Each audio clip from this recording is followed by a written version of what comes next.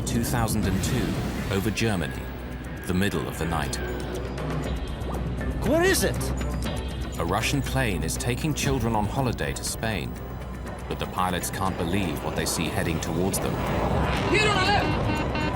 Increase climb. Climb, you said!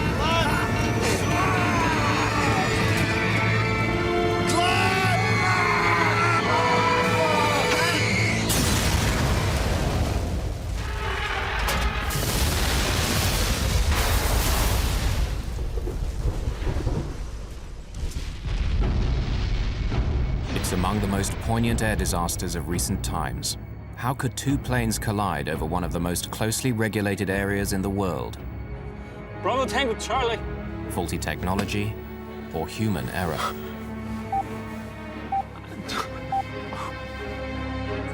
Oh!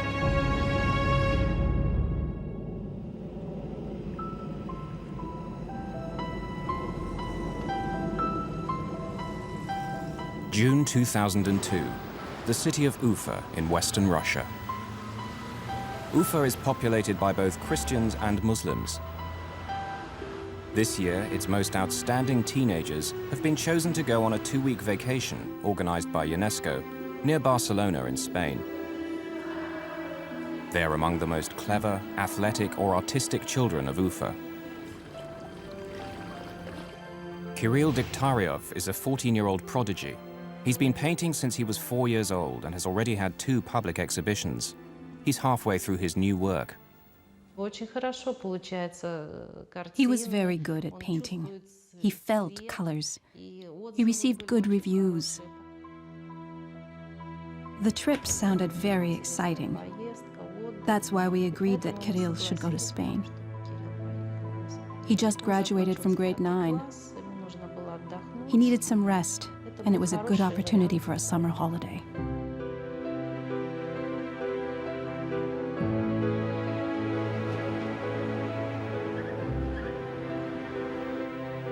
Alina Hananova is a 12-year-old who's won several gymnastics competitions.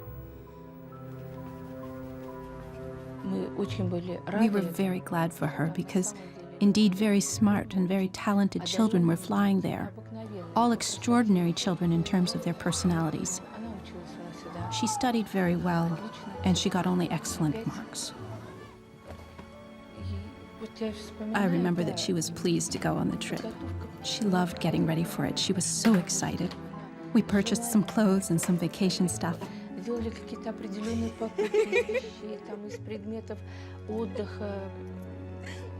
As she was born, I informed my husband, and he cried because he was happy to have a daughter.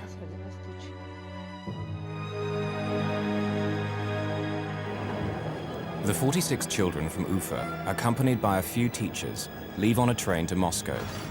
There, they're due to catch their flight to Barcelona. But in Moscow, things start to go wrong. The tourist agency accidentally takes the children to the wrong airport, so they miss their plane. They're terribly disappointed. While the agency tries to sort out the mess, the children go sightseeing in the Russian capital.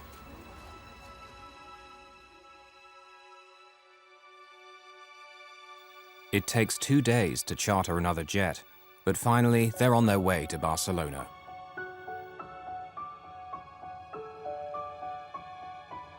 On July the 1st, 2002, the children from Ufa board their plane at a Moscow airport.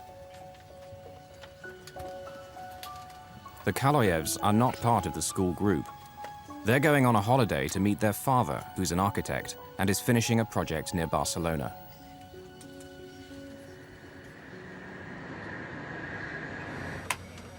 No fewer than 5 Russians are flying this plane. The captain is Alexander Gross, who's been a pilot for over 30 years.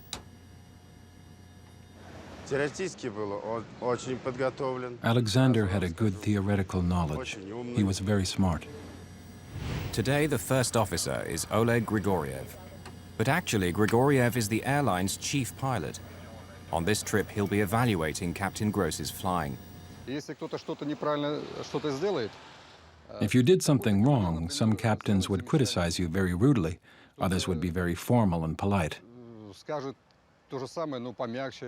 But Oleg Grigoriev would express his disapproval in a gesture, like that, meaning, why on earth did you do that? Captain Gross is in command, but Captain Grigoriev is his supervisor. If it comes to the crunch, who will really be in charge? Seated in the left rear is Murat Itkuyilov, normally the first officer, but who's not officially on duty because Grigoriev is in his seat. Nevertheless, since he'll soon be promoted to captain, his opinions are considered. Мурат был профессионален как пилот, любил летать. Murat was a very professional pilot. He loved to fly. Murat was interested in the new stuff in aviation and always kept up to date on the most progressive things brought in. Also on the flight deck are an experienced navigator and a flight engineer. Just before 11 that evening, Bashkirian Airlines Flight 2937 leaves Moscow. The plane is a Tupolev 154.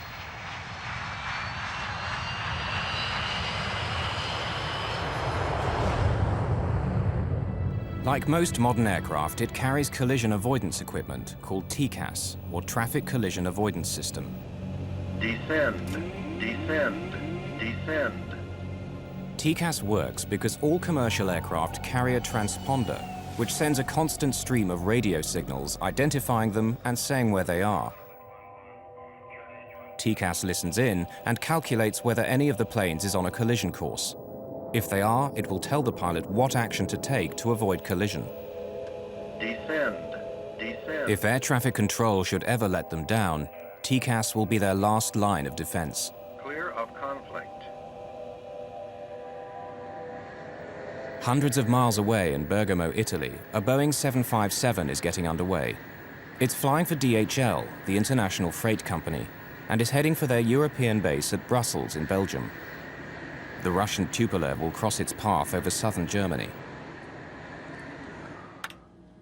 The Boeing has only 2 people aboard, Captain Paul Phillips, who's British, and First Officer Brant Campioni, who's Canadian, and due to fly the next leg of the journey.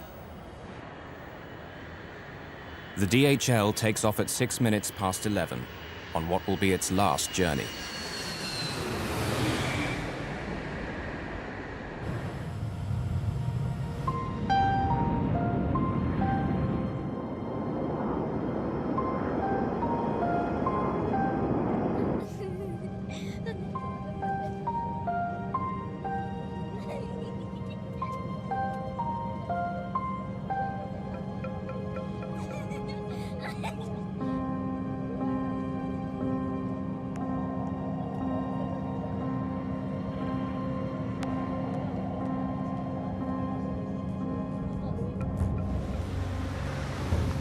Ten to 8 at the Skyguide Area Control Center in Zurich, Switzerland.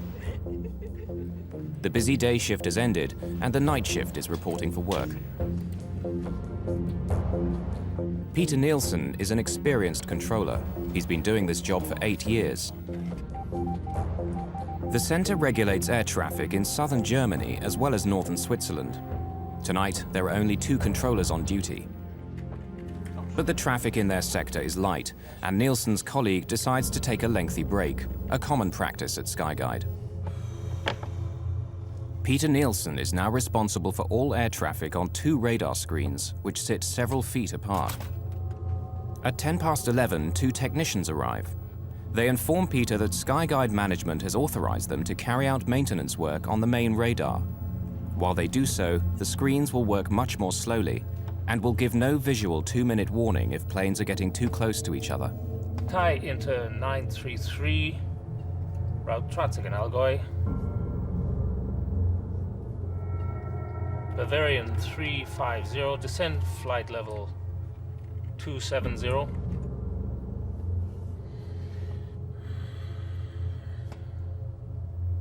The engineers now tell Peter Nielsen they have to shut down the telephone system as well. They switch over to the standby phones.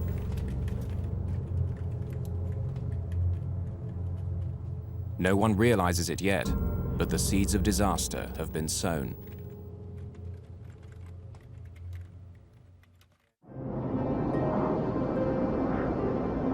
The Russian plane, filled with schoolchildren, is now over central Germany and flying towards Switzerland. Captain Grigoriev gets final clearance from the last German control center before they cross south into Switzerland.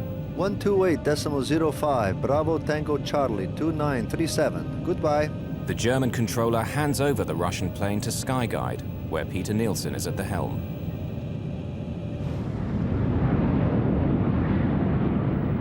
Meanwhile, the DHL plane is climbing north over the Alps and is now entering Swiss airspace.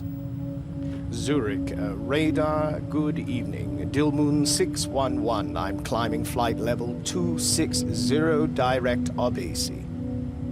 Captain Paul Phillips of the DHL requests clearance to climb to a higher altitude. The thinner air there will mean less air resistance and save fuel. Roger, climb flight level 320. Direct Tango Golf Oscar and requesting 360, thanks, it's available. Tillman 611, climb flight level 360. The DHL reaches flight level 360, or 36,000 feet, the same altitude as the Russian plane. And they're on a collision course. But they're many miles apart. So far, no danger. Now the assistant gives Peter Nielsen a new flight strip. An Airbus Aero Lloyd Flight 1135 is flying to the airport of Friedrichshafen nearby. It's going to increase Peter's workload dramatically over the next 5 minutes and have him switching from one screen to another. Peter tries to dial the airport control tower at Friedrichshafen to discuss handing over the Aero Lloyd Flight to them, but the line is dead. He tries a second time. The phones aren't working. The Aero Lloyd pilot is trying to make contact with Peter. He has to leave the Russian pilots unattended. Zurich, good evening.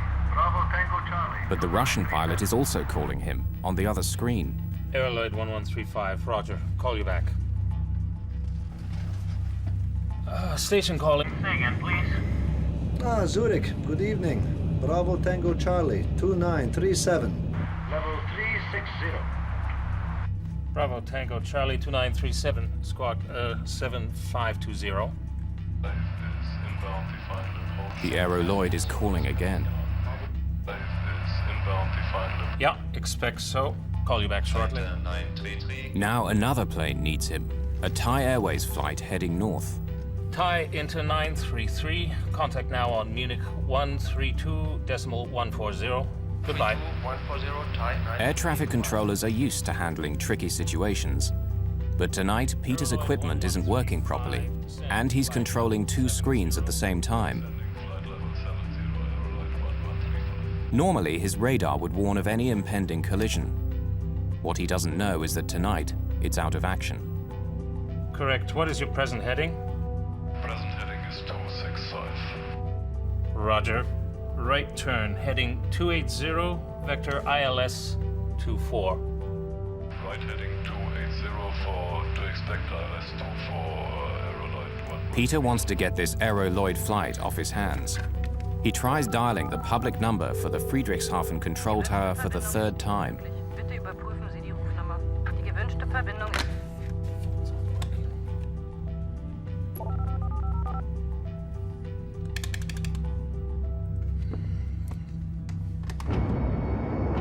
Meanwhile, the Russian airliner and the DHL plane are still heading towards each other at a closing speed of over 800 miles per hour. Neither crew is aware that they're only 2.5 minutes apart.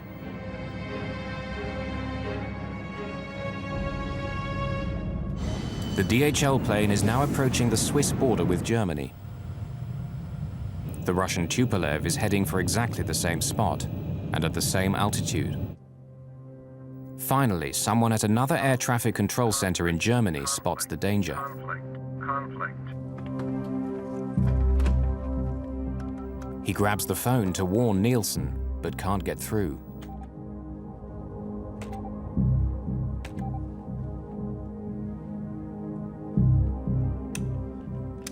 international air traffic rules prevent him from talking to the pilots directly.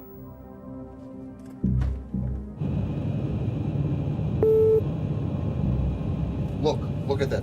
Now, for the first time, the Russian pilots can see the DHL plane on the screen of their TCAS anti-collision computer. But Peter Nielsen is still focused on getting the Aeroloid flight safely down. Aeroloid 1135?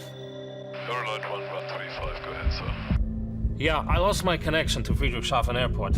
Could you please call them on your second set, 124.35. Tell them you're coming in ILS 24 with 20 miles now? Okay, will do. Thank you. Okay, taking over. On the DHL cargo plane, the crew is relaxed. They don't know they're on a collision course. Their TCAS hasn't sounded a warning yet. Stuff I can get you? The first officer goes to the washroom. On the Russian plane, the pilots are getting concerned. The other plane is getting closer and closer, but they're not exactly sure whether he's on the same altitude as them. He's going below us. Why below? 500. No, 100 meters. Traffic. Now fucking traffic. Why? Traffic. TCAS, the collision avoidance computer, is warning the Russian pilots that the other plane is getting too close for comfort. At the same moment, the TCAS in the DHL cockpit detects the Russian plane. Descend.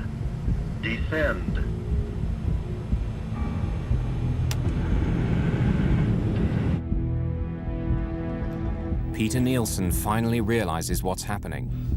Bravo Tango Charlie 2937, descend flight level 350. Expedite, I have crossing traffic. Descend. Captain Gross disengages the autopilot and starts to descend. Climb. TCAS is telling them to climb. The controller is telling them to descend. It says climb. He is guiding us down. Bravo Descend? Tango Charlie 2937, descend level 350, expedite descent. Expedite descent level 350.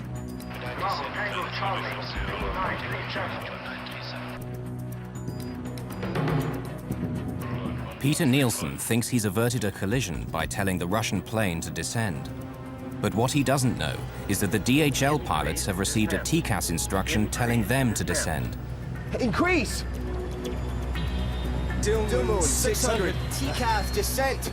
They're trying to tell Nielsen that they have a TCAS instruction to descend, but Peter can't hear them. If both planes obeyed TCAS, there'd be no problem. But the Russians, instead of climbing, have followed the controller's orders. Now both planes are diving towards each other. He's going below us. Fuck, where is it?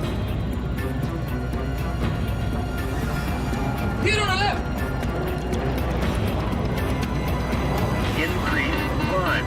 Increase climb. Climb, it says! Climb! Descend! Fuck, descend hard!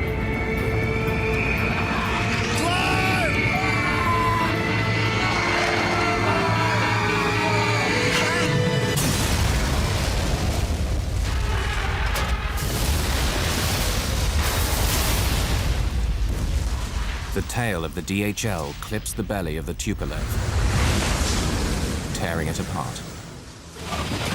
The pilots soon lose consciousness.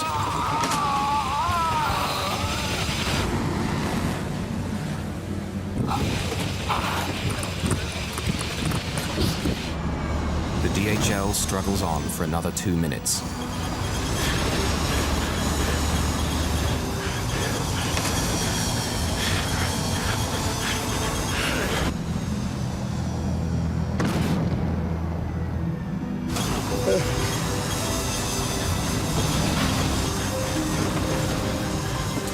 It will crash 4 miles away.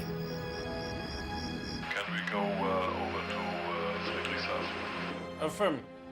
Bye-bye. Bye-bye. Peter is unaware of what just happened.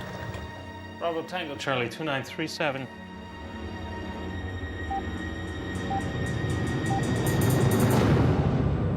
Bravo Tango Charlie 2937.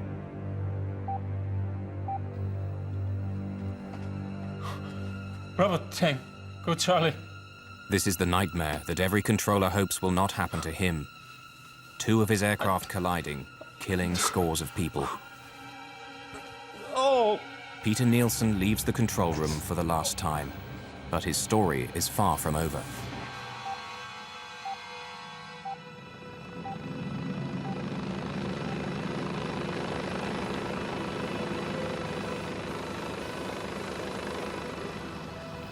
The wreckage of the two planes has fallen just outside the small city of Überlingen on the German-Swiss border. Wreckage is scattered over 130 square miles. It's the worst mid-air collision in German post-war history. Debris comes raining down around a school for handicapped children run by Bruno and Stella Wegmüller.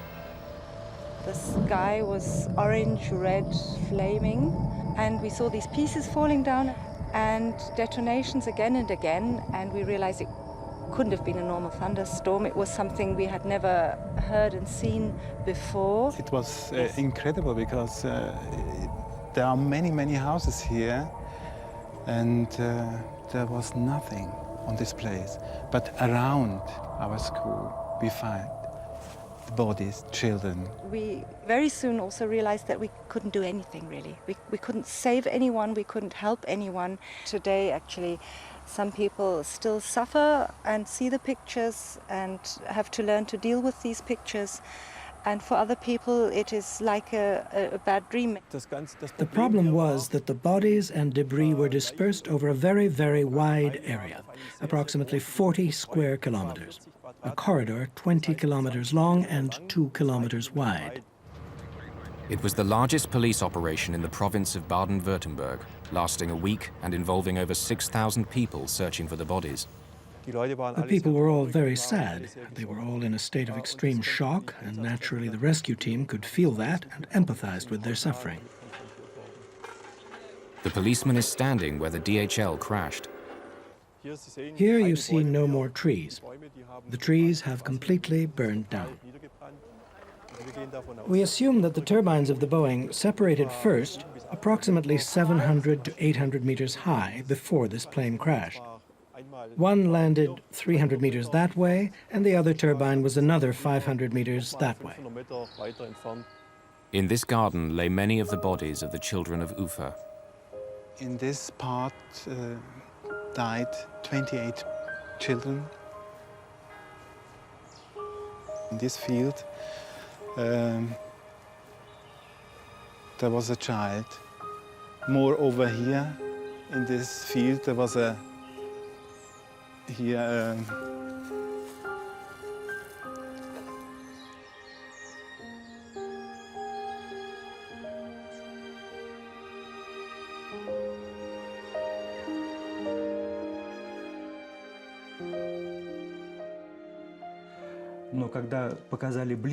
When they showed a close-up of an airplane, I saw an emblem of our Bashkirian Airlines on the rear of the aircraft.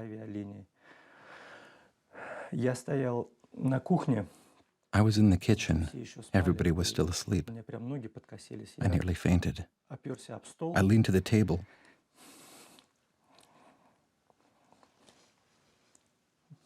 I didn't know what to do. The Hananov family lost their only daughter. Irina Degtarieva lost her only child. We hoped for some kind of a miracle, that he missed the plane. In a word, we didn't want to believe in this news. It was like thunder in a clear sky, and God forbid anyone gets news like this.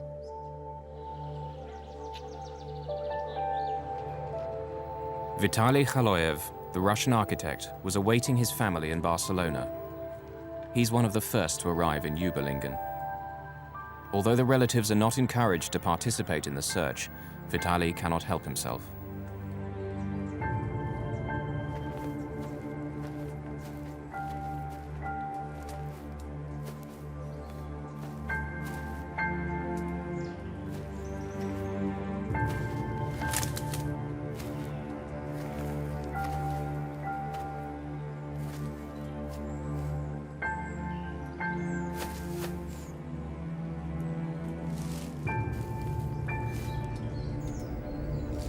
Vitaly finds a broken pearl necklace. He recognizes it as his 4-year-old daughter's. My angel.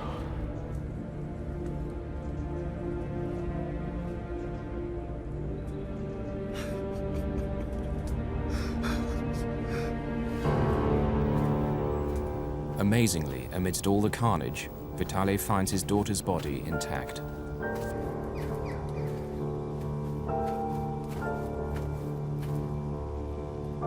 She did not suffer at all. The mutilated bodies of his wife and son won't be found until later.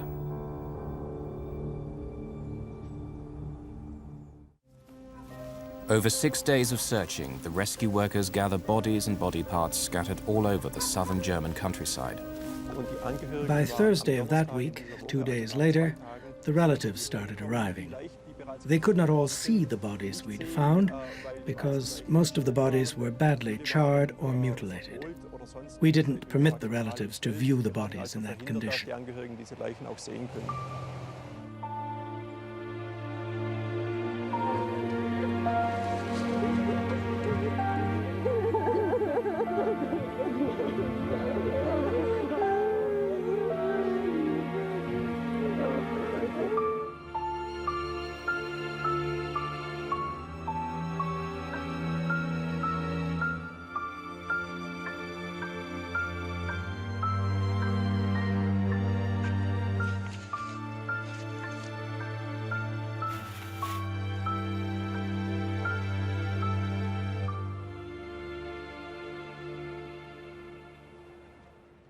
In Ufa, in western Russia, both Christian and Muslim communities are devastated by the loss of their children. In the cemetery, where 53 of the people in the Tupolev are buried, there are 2 double rows of gravestones, with the Christian Orthodox on one side and the Muslims on the other. It's eerily reminiscent of the seating arrangement on the plane. The monument evokes a flight of paper planes frozen in flight.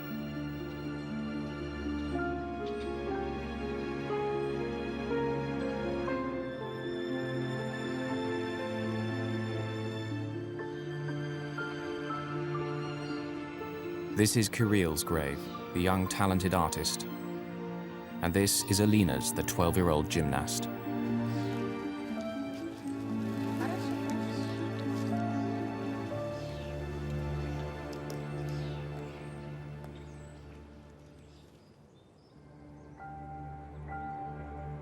Vitaly Khaloyev, who lost his entire family, has designed and built a huge monument in their memory.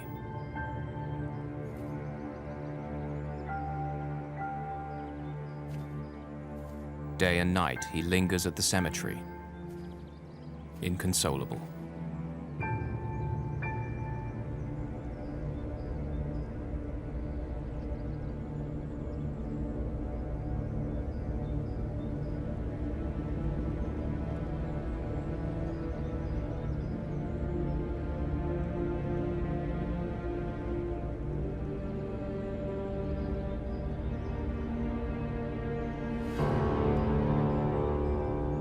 At Skyguide in Zurich, after the collision, work has all but come to a standstill.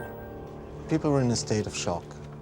They were shocked, they were helpless, there was a lot of sadness, people crying. And we were criticized for being too technocratic after the accident. I have to accept that. One of the biggest tasks was to maintain operations, because there were planes coming in, going out after this tragedy, and that was a very, very difficult situation for everybody. For the next 3 weeks at the Zurich Air Traffic Control Center, capacity is reduced for lack of available controllers. Peter Nielsen never again worked on an air traffic workstation. If you go through something like that, you're not able to come back. It's too deep in, and it's too big. From an emotional point of view, of course, it was shattering. It was, for me, really, really terrible. Terrible in the sense that it happened to one of my colleagues, it happened to our profession, but it also happened to families who lost their children. The hunt begins for a scapegoat. If two planes collide in empty skies, someone must be to blame. At first, some suspect the Russians. The pilot of the Russian plane is said to have ignored repeated instructions from air traffic controllers. And while the repeatedly, they contacted the Russian pilot and asked him to change altitude because he was flying at a level where he should not have been.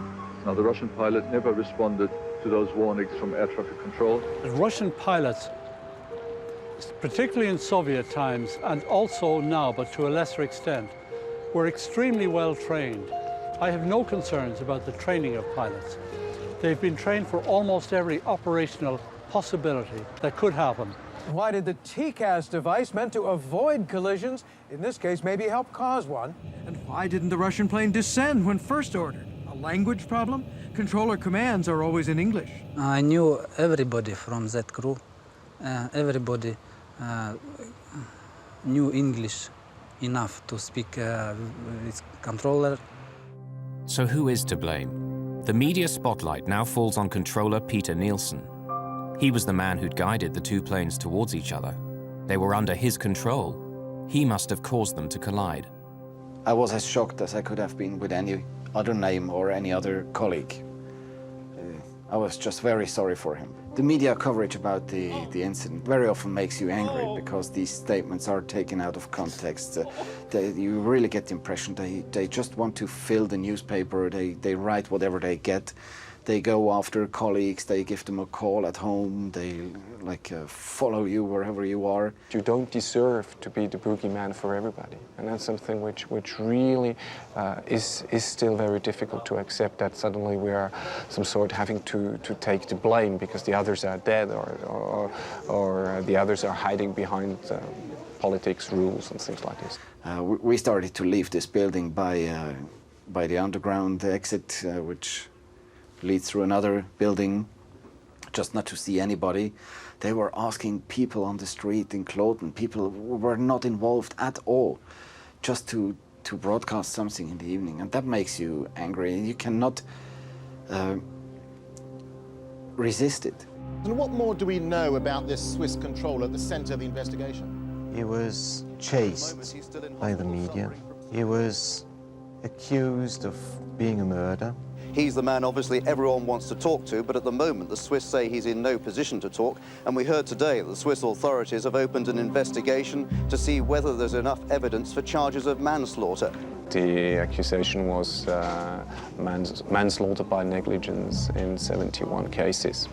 And the speciality is that in this case, the investigating judge has been working on a investigation on his own, independently from what the Aviation Investigation Board of Germany did. Meanwhile, that investigation is underway, headed by Germany's air crash detectives, the BFU. By the fifth day, they've read all the black boxes. So this is a typical voice recorder, which was built into the Tupolev 154. It shows two reels. The recording time of this recorder is 30 minutes. And this is rather solid, but the original voice recorder of the Tupolev was heavily damaged. So we had to remove the tape and replay it on such a specialized tape recorder. This is the hangar where wreckage of the planes was examined. This one here is the lower surface of the right wing of the Tupolev, and that remaining stub here went below the Tupolev and caused these scratches.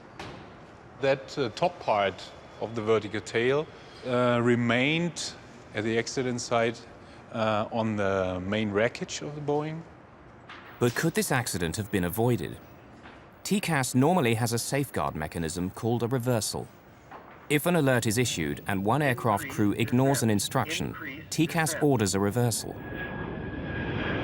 If the TCAS on aircraft A senses that aircraft B is still on a collision course, it will tell it to go in another direction. But it didn't. Why? One of the major requirements for that is that both planes have to be at least 100 feet apart in altitude. But this requirement was not met at the time. That's why no reversal was given. When the DHL's TCAS saw that the Tupolev wasn't climbing, it could only tell its pilots to descend even faster. Increase descent.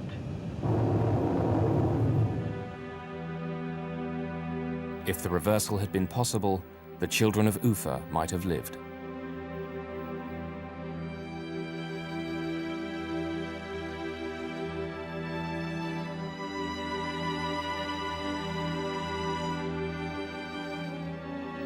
July 2003. Many parents returned to Überlingen in Germany for the first anniversary.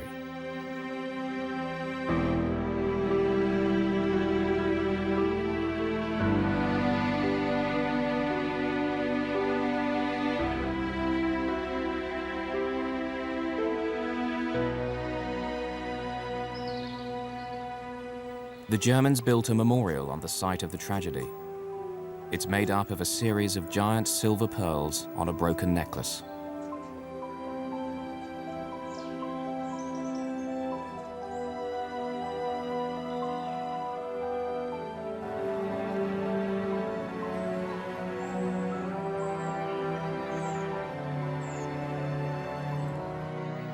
The head of Skyguide is among the crowd. Can you tell us, what are the mistakes you made? I don't think this is the time to talk about it. I'm sure you'll understand. Have you apologized? Okay. Thank you.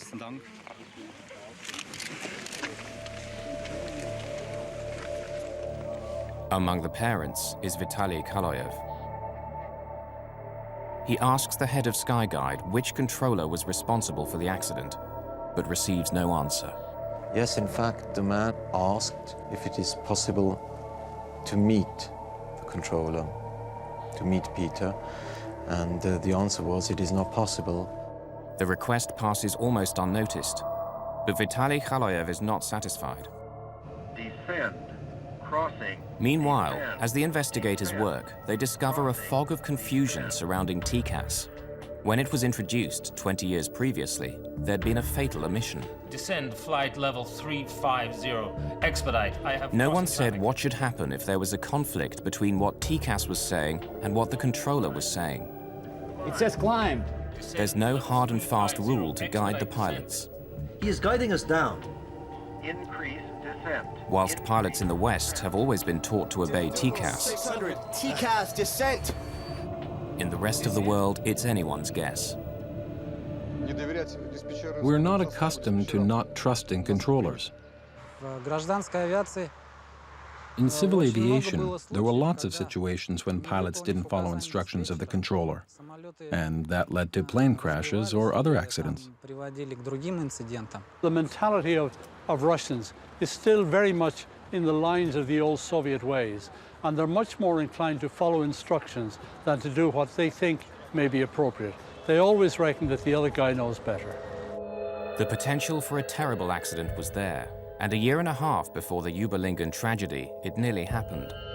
Over Japan, 2 jumbo jets with 677 people aboard came so close that they filled each other's windscreens. The violent avoidance maneuver caused 100 people to be injured, some of them seriously. This was seconds away from being the worst plane crash in aviation history. Once again, a pilot had listened to the controller instead of his TCAS. Descend. It should have served as a warning to everyone. Yet from ICAO, the International Civil Aviation Organization, there was only silence. ICAO is responsible for drawing up the rules of commercial aviation. German investigators say that their vagueness about how to use TCAS was one of the reasons for the Überlingen disaster. I think this is the first time that I remember any major accident investigation, the one done by the BFU, fingering any of the aviation authorities in any serious way. And this is a serious way. So I think this is quite unique. If ICAO had carried out a detailed investigation of the incident in Japan and made recommendations that led to changes in procedures, this probably would not have happened. ICAO did not feel it necessary to get involved in this, and they left it entirely up to the Japanese authorities. Had it been a collision, maybe they would have got involved. After this near miss, the Japanese government immediately asked for their guidance. But unfortunately, ICAO only acted on the request 18 months later, after the Überlingen disaster. Perhaps the ICAO procedures and standards, but in particular operating procedures for airborne collision avoidance, were somewhat ambiguous or open to interpretation. The Japanese incident was not the only warning ICAO received. In the 2 years leading up to the Überlingen collision, 4 other near misses happened in Europe alone because one set of pilots obeyed air traffic control instead of their TCAS. If I have to summarize the advice that we gave the world, if a warning comes from ACAS, pilots should immediately follow it at all times. With the benefit of hindsight, you always ask yourself, could we have done more? And an accident is a wake-up call for everybody. All of these regrets are of little comfort now to the grieving parents of Ufa. Everything that was good is in the past and was connected with my child. All the hopes, dreams were connected with him, with his future. And now, nothing left. At least I've got nothing left. So the right way to put it is, my life didn't change.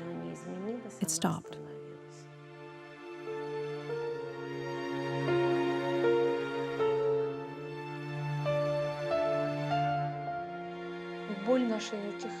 Our pain doesn't go away, you know? It's getting stronger every year.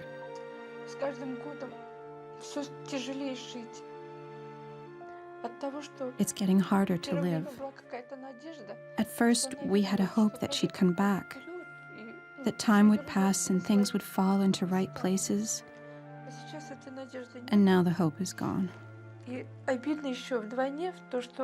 And the worst thing is that the kids were flying happy. Healthy kids were going on a vacation. And some grown-up people made a mistake, made a fatal mistake. And the kids were gone.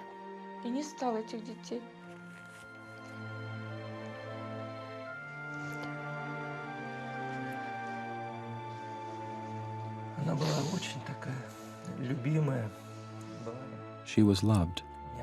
She was very kind, gentle. She was the beloved daughter. Beloved daughter.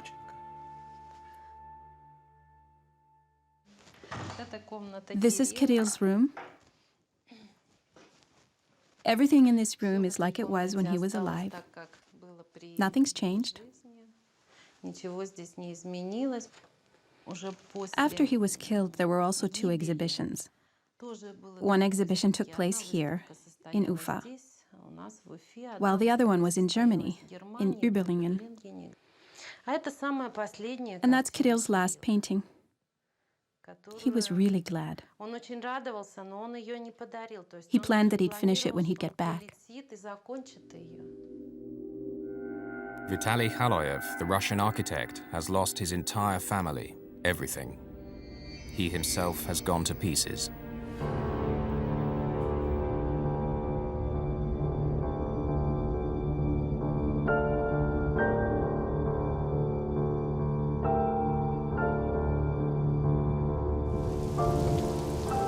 He's become obsessed with finding out who is responsible for the collision. Khaloyev decides to travel to Zurich to play out the last tragic chapter in the Überlingen story. On February the 24th, 2004, a stranger calls at the house of the controller, Peter Nielsen.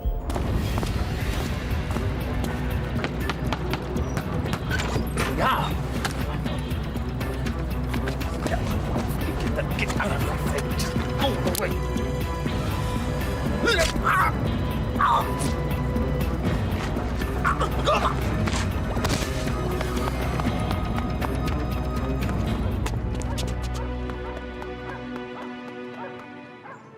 It was just the saddest thing you can imagine. I knew his family. I knew how much he loved his kids and his wife, and The presumed perpetrator is apparently 48 years old and of Eastern origin. He is likely the father of one of the families that was killed at the crash. He likely lost his wife and both their children. They found Vitaly Khaloyev nearby in a hotel. Suspected but not yet charged with the murder, he's presently in a psychiatric clinic while they decide whether he's fit to stand trial. Did he have the capacity to discern? Was it an impulse, or did he have the capacity to commit a crime? Certain traces and police evidence were found which seemed to indicate that he could be the murderer. We are working on this theory after the accused himself conceded that he could be the murderer. We didn't want him to be killed. We didn't want to have more victims related to that catastrophe because of our children. The killing of the flight controller was a very, very sad event. And the saddest thing of all was that he was not actually responsible for the accident. The system responsible for the accident was the poor Skyguide management and quality control of their system. The investigators had worked out exactly what went wrong that night at Skyguide and how an unfortunate series of events had made disaster almost inevitable. First, Peter's colleague goes for a break, leaving him alone to watch two radar screens several feet apart. It was a standard practice at the ATC company that at night, one air traffic controller was responsible for controlling the entire airspace of ATC Zurich. Then, following management instructions, the maintenance men start to switch things off. Peter's radar screen is working more slowly and will not warn him if two planes are about to collide. He doesn't know that. During the maintenance work, the radar system had to be run in fallback mode. In fallback mode, the controller has no STCA available. STCA is short-term collision alert, a warning on the radar screen that planes are in imminent danger of collision. He did not know that the STCA system would not be available. Then by chance, an unexpected aircraft, the Aeroloid tourist plane, arrives at the critical moment and needs a lot of attention. It completely distracts Peter. He tries to get outside help, but the main phone system has been accidentally disconnected by the maintenance crew, and the backup phone isn't working. The controller has been robbed of all the technical support he needs. The phone link with Friedrichshafen was down. At this time, there were various radio transmissions, and the controller had to answer them on the different frequencies. Finally, when both planes are descending, the DHL pilots cannot tell him what's happening because the radio frequency is busy. 600, TCAS, descent! The earliest they could do that was 23 seconds later, because until then, the frequency was blocked by the ATC Zurich transmission to the Tupolev crew. May 2004. It had taken the German BFU investigators 22 months to publish their final report. They found that the disaster had two major causes. Firstly, Peter Nielsen was too late in noticing the danger of a collision. Secondly, the Russian crew was wrong to obey him when he told them to descend, rather than their own TCAS equipment telling them to climb.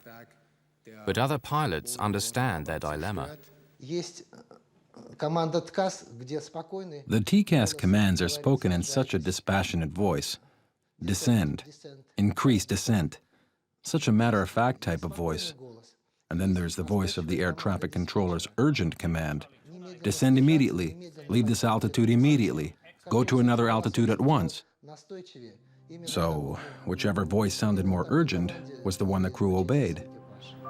Finally, the report severely criticized Skyguide for leaving a lone controller on duty that night. We have learned our lesson, and we don't have single-manned operations or only one controller in front of a monitor. anymore. This might happen again. Another badly organized air control service or a crew might make a mistake.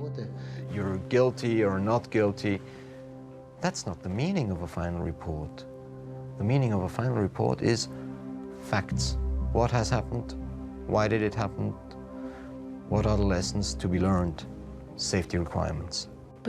Why didn't they provide safety during that flight, when my child was on board? They must take the responsibility for not providing security for that flight. Mistakes were made by us also, and we regret them deeply.